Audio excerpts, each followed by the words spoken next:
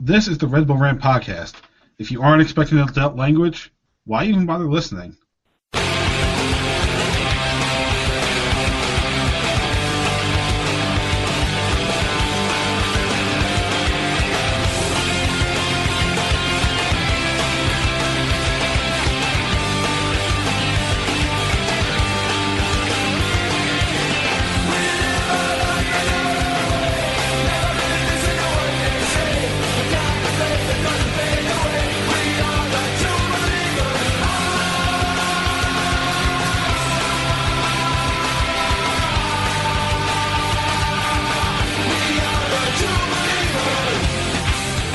That's a new one from your end. Welcome, my friends, to the Show of Reds. This is the Red Bull Rant. I'm your host, Jason Ipico. I'm Truman, and this is episode 494. We're so close to 500. Anyway, this one's called Nothing to See Here. Literally nothing to see here. All right. So, what do you think is more likely? So, Red Bull's currently sit at 11 wins. 5 games left, right? So technically, episode 500 will happen if it does in the preseason or the postseason. Do you think the Red Bulls make 13 wins this year before the playoffs and win a playoff game before we hit 500? Wait, they have to win 2 games in the regular season and win a playoff game? Yes, because we got 6 episodes, right? That's 6. So in theory, that's 6 games. And they got to win 3 in those 6 games. No. I think they can win 2 games in the season, but they will play a road game, which they will absolutely lose. We were asking who's going to get to 13 wins first, Jets and Giants combined or the Red Bulls. It's very possible it's Jets and Giants. This is a war. It's gonna be close. Yeah.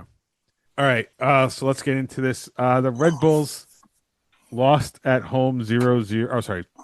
They lost at home. They lost 0-0. It was a 0-0 draw at home to Columbus. It really did feel like a loss, so I guess it kind of works. Before we get into this with Blue Sky or our thoughts, we do actually have a voicemail, first time in a while, and it is not who you think it is. It's somebody new. Hi, this is Sean from Section 130. I'm a Red member. I think the feeling tonight was one of anger and disappointment. I feel like this is something that's been coming for a while, given the lack of ambition from the front office. Obviously, I think everybody wanted a big name signing, a marquee signing like Timo Werner, but when that doesn't happen, the Red Bulls have to pivot. I mean, it could have at least brought somebody on a short-term contract, somebody who was a free agent, eager to prove themselves. It just seems that Sandro doesn't have enough ammunition on the bench to go and change the match. And really, like, you've seen the protests by Torcida. You're seeing members cancel their season tickets. I'm not one of those people. Like, I'm going to stick with the team. But you're going to lose a lot of casual fans. You're going to lose a lot of people who really, like, are going to the arena just for the sake of having local soccer. I think the real diehards are going to stick with this team, but unfortunately, it's gotten to the point where I think you're going to lose a lot of the fringe fans. You're going to lose a lot of families. And the Red Bulls are going to have to go and answer this offseason, regardless of whether they make the playoffs or not. They're going to have to go and make a statement of intent for the supporters. Obviously, Chupo was a big signing, but we need more than that, especially given Morgan's injury history. So really, like, it's been a wake-up call, I think, for the supporters, and now it's time for the front office to wake up. Thanks, guys. Not to make fun of what he said there, but we still have casual fans at games. That's true. We might not have any by the time we might have like literally 0 by the time this season ends. I mean, first of all, thank you for leaving us a voicemail. I appreciate that. Yeah, that. Sorry, I had to say that. I didn't think we have casual fans left at this point, but I mean, I guess that's optimistic. But anyway, yeah, thank you for leaving a voicemail, Sean. All right, Blue Sky. I know there wasn't much, but you got that ready to go? Just Chico, and I bet you can guess what 2 words he just said. Okay, I saw this too. I don't remember off the top of my head what it is. Well, one is fire, and one is Schwartz. There you go. Yeah. All right. Our thoughts get into this with likes and dislikes. Truman, you can go first. What did you dislike the most about this match?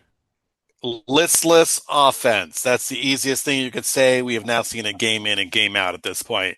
There's absolutely no sense of urgency for this team to actually score goals. I don't know. I don't know what the plan is here. The plan is clearly not scoring because they're not doing anything to have that happen. They now have to play literally from the first minute in the next game in desperation mode, because that is the only way they even have a shot of getting into the playoffs. And that might not even help either. That might not even do the trick, but that is absolutely 100% how they have to play. And we are not seeing anything. We are not seeing Emil Forsberg getting the ball enough, creating enough. We're not seeing Choupo-Moting scoring. Oh my God, dude. He had 2 chances. Well, I think the one was ruled offside, but he had a chance where he dribbled too much with the ball. Instead of just firing a shot, the guy's got a great shot, and he just kind of dribble, shoot, bad, terrible shot. So I think that's the biggest complaint, is that it's easy to see the offense is not there, but there's not 90 minutes if we need to fucking win this game. I'm not seeing it. Nope. Not one iota are we going to see that. We're not seeing it, and I don't think we will see it. We'll talk about the last 5 games for the Red Bulls in a minute, but so I'm going to use this as the example, right? So since I met my wife in 2018, right, I had her watch, and let me phrase it, she willingly watched with me I think it was the first leg of the Atlanta series, the second leg of the Columbus series that year, right? So a high in Columbus down to a low in Atlanta, right? She tolerated me watching the Red Bulls in 19 and 20 and 21 during COVID and all that stuff. We went to England for an Everton match that ended 0-0. And I bet you can tell where this is going. She is, and now there are other reasons, but she is more willing to sit down and watch an Everton match than she is to watch a Red Bulls game. Ooh. And one happens in the morning, 3,000 plus whatever miles away, and granted the other one's for us 2.5 hours away, but is it in our part of the country or part of the world, and it's because of how bad the Red Bulls play. She just want to sit there and suffer through this game with me. My wife has actually said she's all set with soccer at this point, so she is all good, and I can't blame her because she also sees mediocre trash.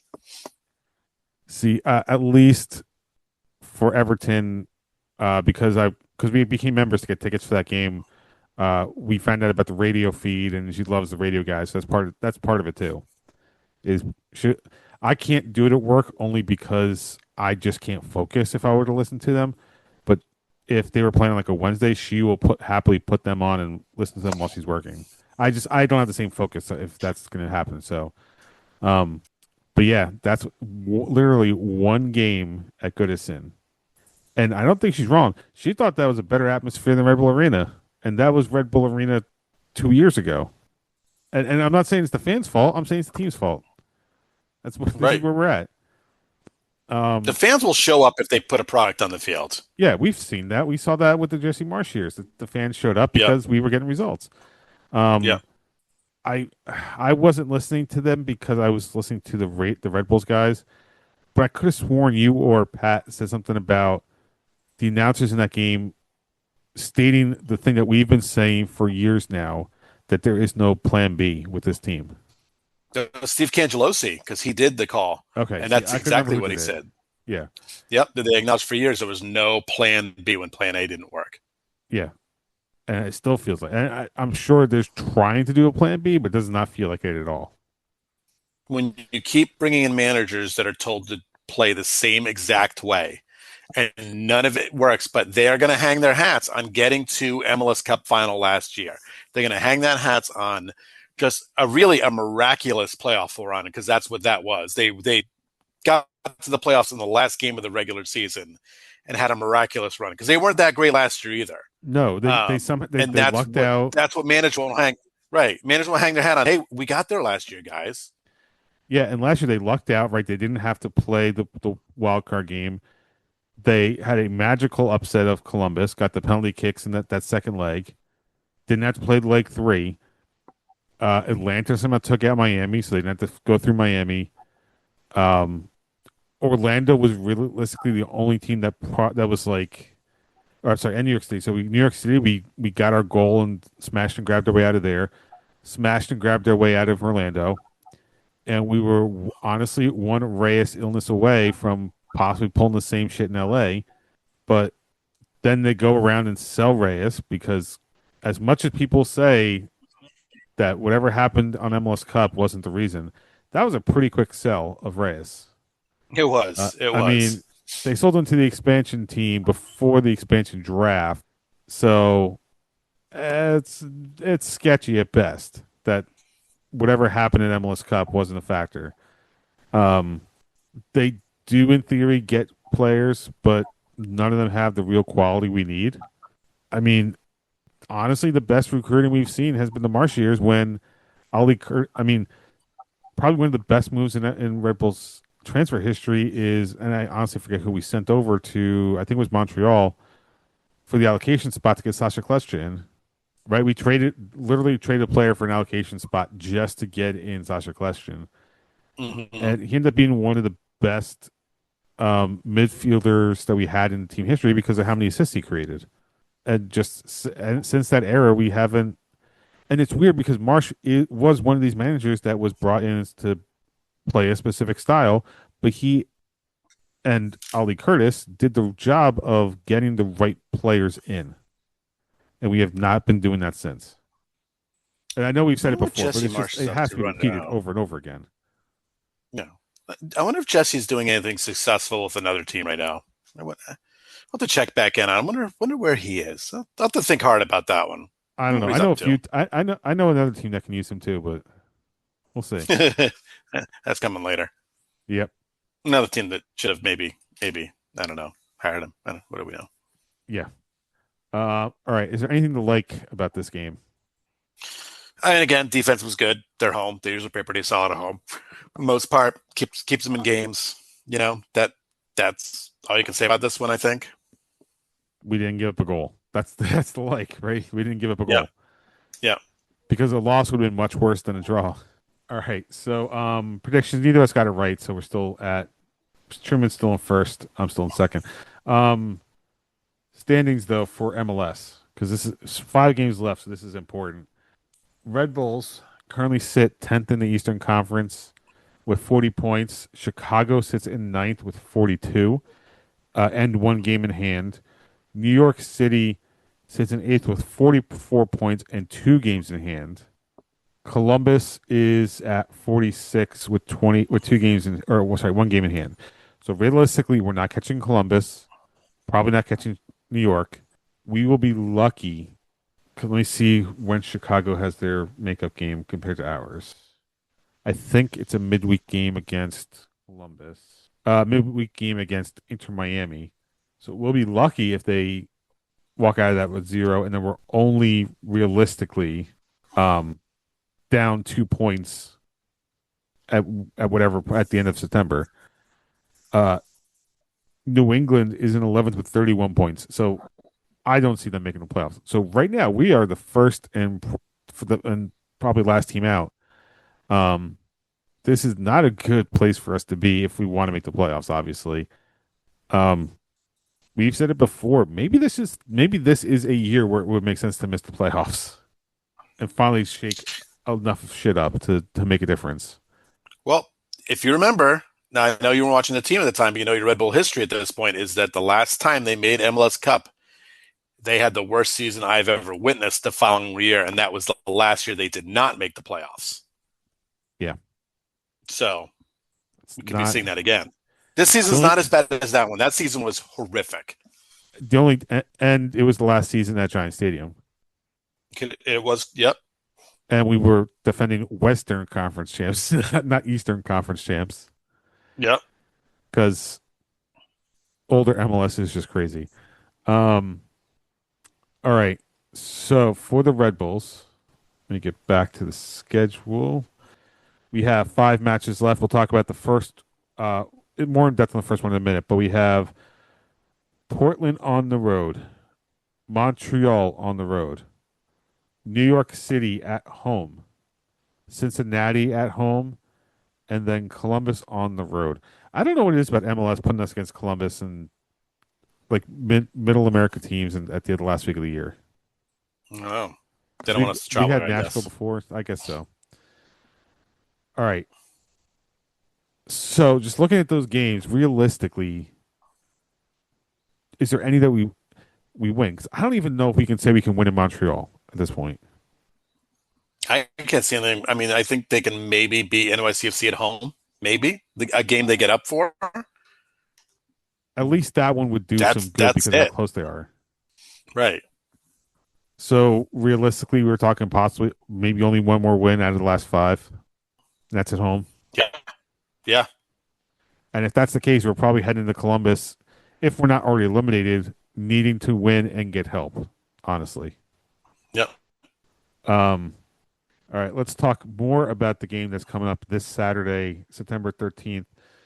Red Bulls are traveling to take on the Portland Timbers. Portland enters this match with a 10-9-9 record, 39 points, a -2 goal difference, 7th in the Western Conference. Last 5 in MLS play, a win, 2 losses, 2 draws, and this is our first meeting against Portland this year because we only face teams once. So, Truman, I'm going to try to look up a stat for the standings, but while I'm doing that, what is your prediction for Saturday? Oh, they're losing. There's no fucking doubt they're losing. They're losing 1-0. That I think you could lock it up. They're defensively good. Will do nothing. Does Lewis Morgan show up? Is he on the bench? They talked about him coming back after the international break. I don't think it's going to matter. If he does come back, he'll maybe get 15 minutes of action. He's definitely not starting. I would be worried to even put him for 15 minutes because you'll probably get hurt 5 minutes into that 15 minutes. This season's been such a roller coaster. But right now, there's no reason to believe they can win a road game at all. None. Sorry, I missed it. I was trying to look at the stat. What was the score you said? 1-0 loss. All right. So this is what I was trying to find out. Portland's home record, 6-3-5. So middling at home. They're losing. That doesn't matter. I know. They could also suck on at home. Because our road record is 1-9-4. Right. I think we've scored like 2 goals or maybe like 2 or 3 goals on the road all season, right? Yeah. So yeah. Definitely a loss for me. I think it might be a little worse than 1-0 because we got to fly across and play basically 3 hours off from where we would usually play. I don't want to go like 3-0 because I feel like that's too much. I'm going to say 2-0 loss. And because of where I am in the standings prediction wise. Uh-oh. I have to because I have 5 games left and down 11 points, right? If I don't do it now, I'm pretty much fucked anyway. This is my true. Hold on. I have it here. God, of course, the soundboard's not in fucking order. God damn it. Oh, wait, here we go. I am using my true believer. You didn't hear that, did you? Yep, the soundboard strikes again. For those of you wondering just how much of a pain last week's episode was. So before my new computer, it used to be simple as just downloading an audio file, taking out a bunch of dead time, and then that was it. Last week, I had to literally sit there for every time I spoke and amplify my volume, which was easy to find because Truman's for some reason came in fucking perfect in terms of volume. But then on top of that, whenever I played the fucking embarrassing sound, I then had to paste that in because of how low it was. It was even lower than my speaking voice for some reason, even though I could hear it perfectly fine.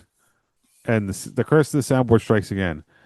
The moral of the story is, if you decide to do a podcast and you're going to use Windows, do not get a Windows laptop that has an ARM processor because it just fucks with you, apparently. Or just get really rich and hire yourself a studio producer. We could just sit there and talk while they hit a bunch of sound buttons. True. Yeah. Have a producer just do everything else for you. Then you're good. Yeah. All right. Anyway, anything else for this game? Right? There's nothing else to talk about, I think. No, God, no. Okay. Red Bulls 2, their last match, which I guess we were off at that point. Yeah, because we decided to take a week off since it was just international break. Um, Red Bulls beat up Columbus 2 7-4. I think this is a weird score line for a soccer game. Yes, seriously. Yeah, 7-4. So their record is 15-4-5, 51 points, a plus 11 goal difference, first in the Eastern Conference. I'm pretty sure they clinched the playoff spot as well. Gotham FC, since we were on the air, they won a match against Allianz for the Women's Champions Cup 2-0, and then beat Angel City in NWSL play 3-1 at home. Next match for them is this Friday. They will be traveling to take on the San Diego Wave at 10 p.m. Eastern Time. Their record is 7-6-6, a plus 8 goal difference, 27 points, and they moved up to 6th in the NWSL rankings. Still kind of hovering around the playoff line because number 8, Racing Louisville, who is the last place in the playoffs, is at 26 points. So they're not completely there just yet, but it seems to be trending upwards for them. All right. With that, it is time for the F1 update. And box now, box forward. Stay out.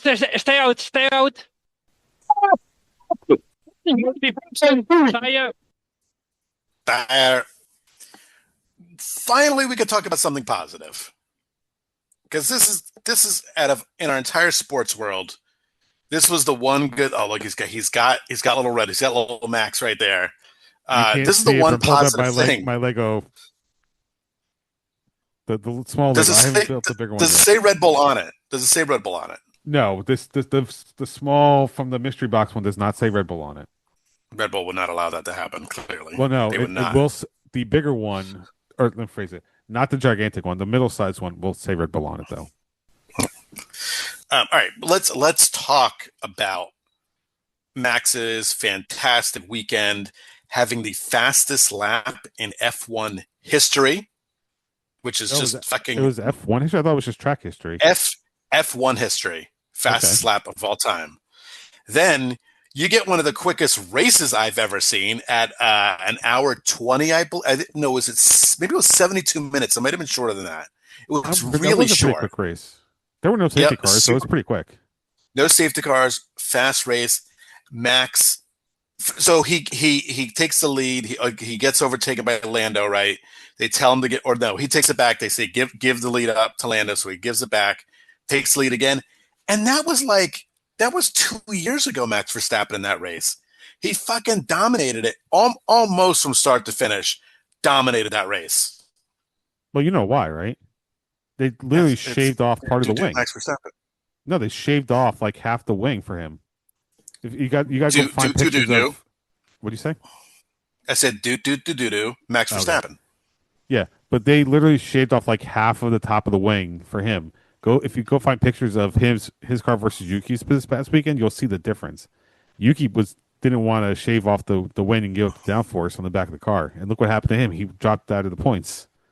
He did. Max is like, "Fuck this! I want speed." So, and then sure enough, look what happens when you have speed. And he had a dominating race performance, a dominating start to finish. Great race for him. That was absolutely awesome.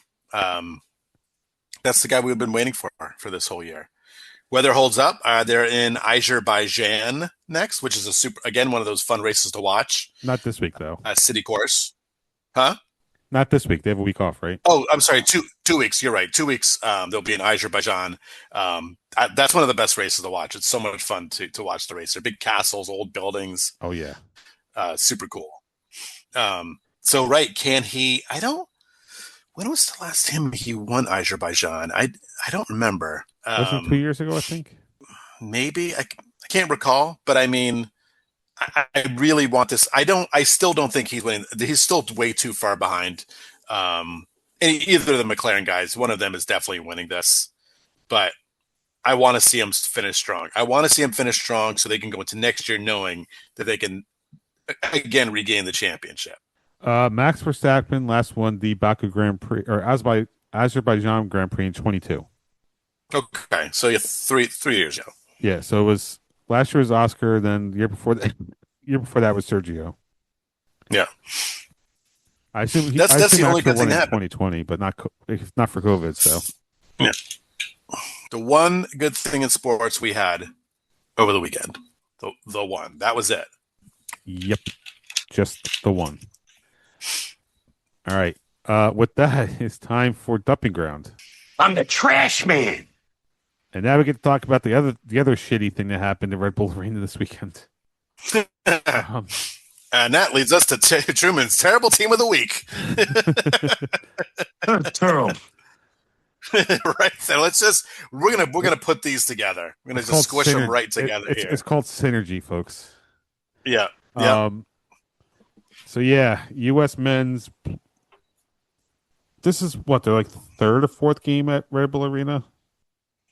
I know they played Something Turkey like before the 2014 World Cup in the lead up. I can't remember. I know there's one other game. I think it was like the third game. I was there. If you looked at our Blue Sky account, I was there, and it was it's kind of embarrassing that like 98% of that stadium was Korean fans. But you can't be shocked, right? That's the one thing that was not shocking. I think I said this in the group chat too.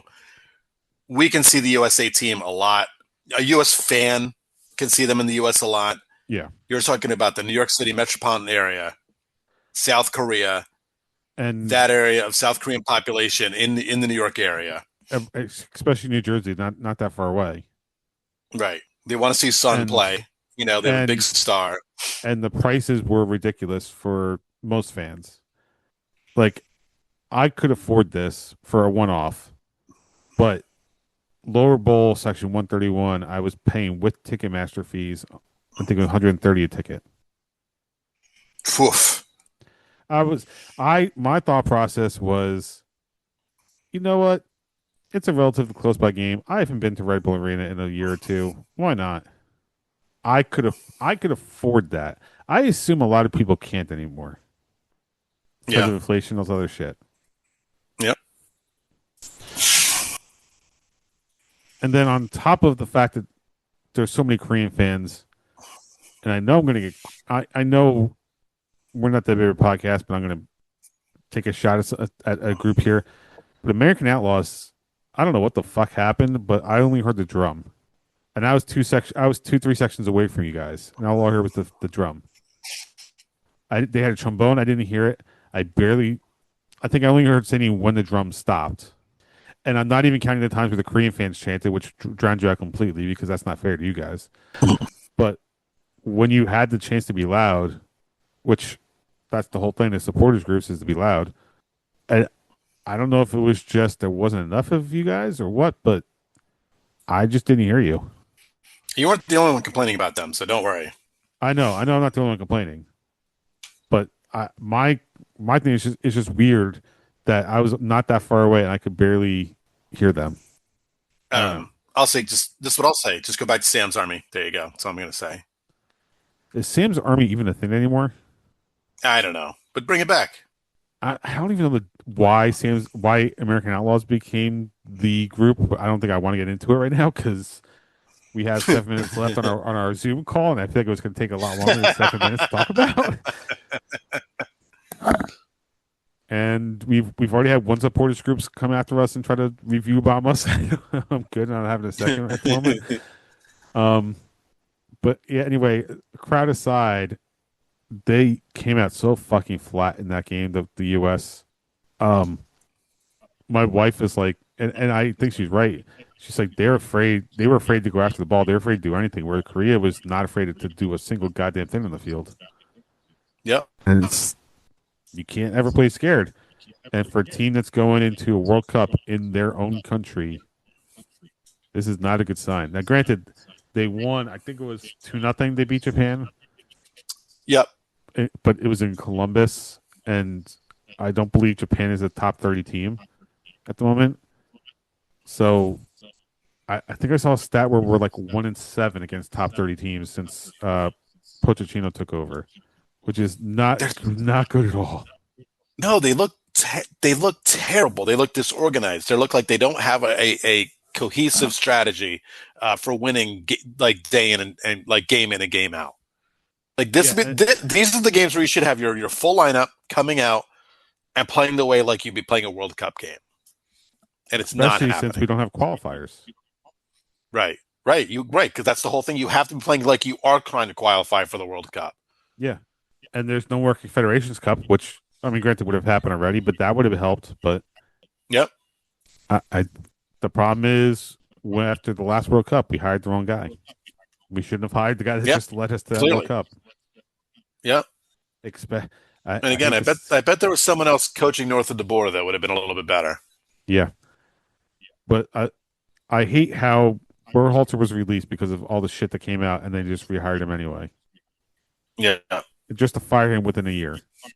Like if they were going to make that call and they just kept with Berhalter and just say fuck, we're going to go down with the ship at that point. At least they're sticking to their guns. But then they just like changed their minds, went for a name that thought was going to do something, and not so much.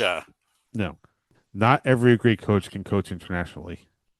No. All right, so we got like 3-4 minutes left. So, anything else to talk about? Giants suck, Jets suck, Mets suck, Yankees suck. How about that? Jets Peter Griffin did. Jets suck slightly less. It should have won that game. Blew the lead. Huge lead. I mean, blew it. It wasn't as bad as the Ravens, but yeah. Sure. But I mean, should have won that game at home. Giants offense sucks. The Jets. I'm not saying the Jets shouldn't have won, but the Jets also faced whatever that fucking triple doink catch was, a 60-yard field goal. So Yep. Oh, I know. But that's the Jets, so of course it happened. Of course it did. I know. And as soon as you're like, oh, this would be a new record for this guy, I'm like, God damn it. It's like, of course, now he's going to fucking make it. Of course. And easily. Yep. Not even a problem. He would have hit from like 70 the way that shit was going. Yep. Then let's wrap this one up. You can visit us at patreon.com/Red Bull Rant. $1 a month gets you exclusive content when we decide to do it. I want to thank our producers, Jeremiah Dempster, Steven Santos, Eddie Delecto. We do have to do that episode about the stadium still. We'll have to figure out time for that. I'm going to start making my list. Yeah. Email us, redbullrant@gmail.com. If you want to call us, get your name or voice on the show like Sean did tonight, 973-348-5329 is the voicemail. Facebook.com/Red Bull Rant. On Blue Sky at Red Bull Rant for the show, at Dr. Stooge for myself, at the Truman for Truman. Instagram threads at Red Bull Rant. Subscribe to our show via iTunes, YouTube Music, YouTube, SoundCloud, Spotify, pretty much anywhere you can find a podcast. Last words before we get out of here. Good luck to everyone staying up to watch that game. It's a late start. I will be in Washington, Pennsylvania, watching my brother-in-law's band Driveways. You should, by the way, check it out. Play the same stage as Blink-182 is. So that's where I will be this weekend. And then maybe if you're a huge wrestling fan, come to New Providence, New Jersey on Sunday to Cannonball Fest. Oh, I'll be there too. 2 minutes, but who's back? Do you know who's back in WWE now? Oh, AJ Lee. I mean, I saw that. Yep. Sorry, just had company's unwatchable. I love AJ Lee. Company's unwatchable to watch. It's terrible. Well, it's a terrible product. Can't watch. All right. So for Truman and myself, this has been episode 494 of the Red Bull Rant. Thank you guys for tuning in, and as always, go Red Bulls. Bye, everybody.